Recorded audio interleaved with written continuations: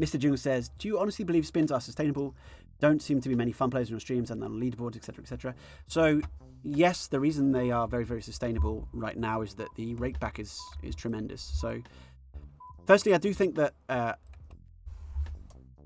it's a little bit arrogant, but let's say I'm one of the top spin players, okay? And so it does mean that even in reg-heavy games, and I have battled reg-heavy fields for the majority of the last 3 years, from when I was playing the 500s to obviously playing 100s normally now, and then 50s for the Bankroll Challenge.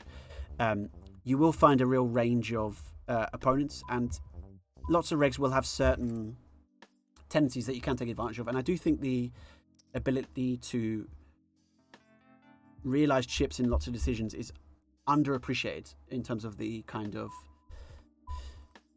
A lot of people will have the kind of like, this is standard, this is standard, this is standard. And I think when you typically work with, and I'm lucky to obviously work with lots of really, really top players in the game, they have a very high threshold for standard in certain situations where they'll be prepared to make some pretty tremendous deviations about bluffing certain hands or folding certain hands or calling certain hands or whatever, which really are a testament to the kind of hand reading abilities and the breakdown of situations. So I do think that even in reg-heavy games, you can have actually pretty good results, and I think that's been demonstrated over pretty big samples from a lot of guys. And then, of course, there are recreationals. So far today, for example, we've seen quite a few recreationals.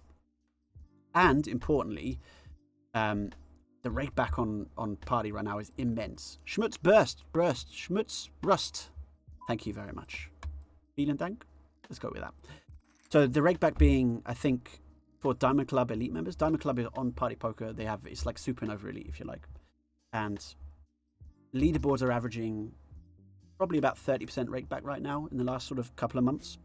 And Diamond Club typically makes you 65%. So put together, you can see the average Diamond Club member is making about 95% rake back, which means that 2 or 3 chips and you're laughing at the 50s and 100s. And that's definitely achievable.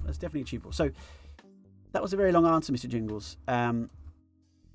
But yes, I do firmly believe they are sustainable. And what would remove the sustainability would be something like if the leaderboards were removed, if Diamond Club was removed. We're looking for a 3 or a 7 or a 4. Nah. Marco, we should have said, I don't want a 6. No. We attracted it, huh? Oh well, let's play again.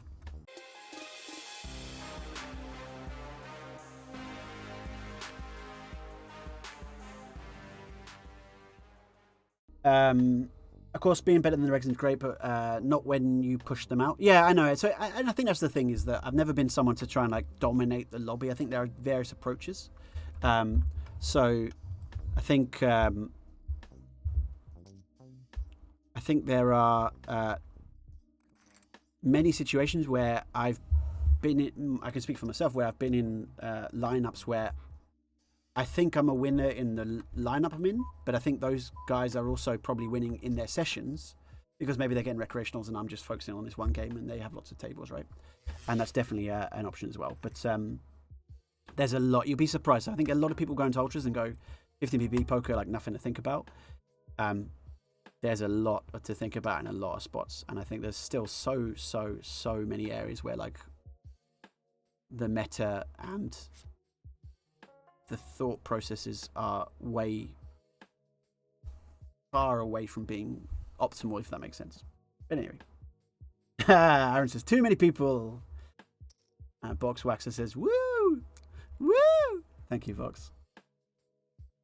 We've given you a shout out. That's nice. Apologies. I kind of believe every plus EV I can use is what an A game player do. Exactly. It's like all those little 1%ers, right? So, and I can't. Unfortunately, I can't actually talk about all of the. There's certain strategies that are without trying to sound too mysterious. There's certain things that I think a lot of the general population is slightly unaware of that really do just add EV to your game. And there's there's some concepts that, like, let's talk about edge passing, right? And so the idea of a chip EV decision being not just based on the one hand, right? You have to think about the future game. Your first hand, you're playing 2 recreationals, you got pocket 2s, the button shoves, and you're thinking, oh, should I call here or not? And you go, oh, well, I plug his range into HRC and then I calculate it and I'm like, oh yeah, it makes 3 chips or something. But of course, in that game, maybe you have a plus 20 chips expectancy, and then making that call is probably costing you in that regard. And there's all this sort of sizing options, and there's so many kind of different things to think about. And I'm really pleased that 15v poker allows for that, because I think it's really kind of interesting and fascinating when you can really think about all of the different areas to kind of take advantage of. And yeah, that's obviously our job, if you like, as the Team 601 coaches, is to try and keep looking for available areas for edges, which I think is always interesting. So we're Jam's Pocket 2s. Let's try and go poker commentary for a bit. I feel like I've rambled away. Let's jam the King Jack off for 7 big blinds. General Platt set and I raise your fold. 2 solid regs, both very good, I think. King Jack, we're looking for a king or a jack. No, I've ruined it, Marco. It hasn't worked. It hasn't worked once. Marco, come on. When I said no ace, no 6, they would bang, king. There you go. Now I've said king or jack, please. They've gone, no, how's an ace and a 6? I go, no, I didn't want it. I think that's I was trying to think the other day of what is a nice kind of. Someone asked me and I didn't really know. They're like, oh, how good are you at spins? I was like, yes. I know some things I could be better at. But I think it's poker. You'll find a wide spectrum, I think, of self-belief, right? Some guys are slightly on the delusional side. I'm the greatest player that's ever lived and I always will be. And you're like, okay. And there's other guys who are wildly too humble about their own abilities and they think, oh, I'm just not very good. And you're like, you're a lot better than you think, mate. And so I think it's trying to make sure you're not veering one way or the other in terms of delusion or the other word? I don't know what the word would be. But yeah.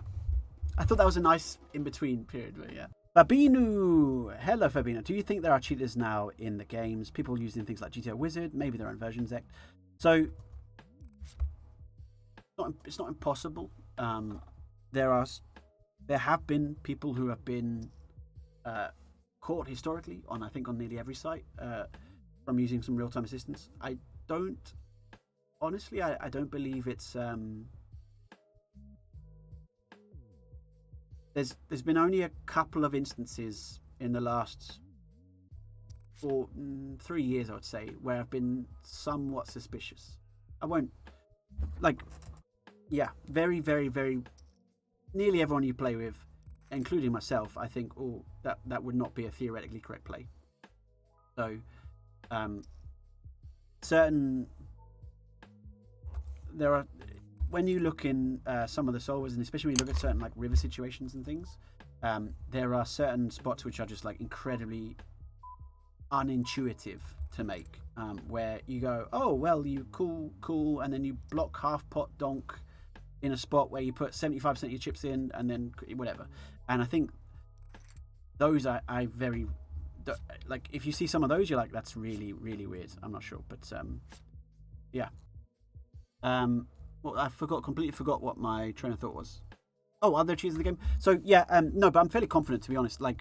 There's also, I think, in terms of real-time assistance, I think people get caught quite quickly, if I'm honest, about someone who'd be sitting there with, let's say, a solver on the side being like, oh, what do I do with this hand on this board, and clicking it. I think they get detected pretty quickly.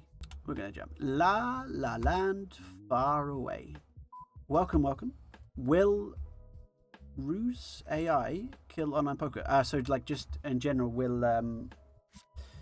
that is an interesting question, because the honest answer is that I don't know. I think it's impossible to know, right? In terms of, let's talk about ChatGPT or something, right? Let's say in 5 years' time, Moore's laws continues and computer processing power gets more and more powerful in terms of following that kind of exponential function.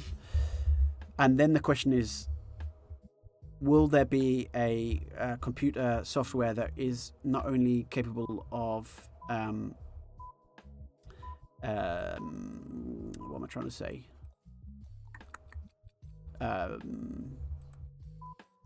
Will there be that's not only capable of basically doing a perfect job of not only maybe playing a kind of GTO strategy, but also a perfect exploit strategy? there's loads of information that we try and process on the tables, right? And so like I'm trying to think of all of the historical hands I've played against both opponents at all times, and like all of their tendencies, all of the sizings, all of the showdowns I've seen. And in theory, if you could somehow create some sort of dream machine which could not only know the theory perfect, but also have a kind of perfect recall of all information that's ever happened, it would obviously be terrifying for the online poker games. So that it could be the case. I don't know, but I would say that I think the AI would be still at least several years away from that. But it's a good question. How would you protect yourself from that? I don't know is the answer, but yeah.